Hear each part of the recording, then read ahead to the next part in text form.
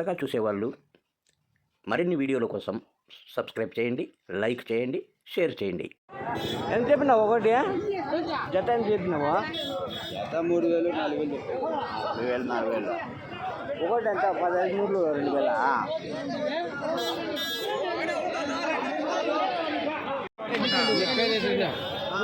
4.5 చెప్పిన వ్యాపారం తెలిసిన వాడు గబకమని 3.5 అన్నాడు.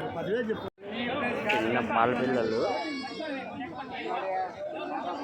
15 నీళ్ళు 2000 ఒకటి.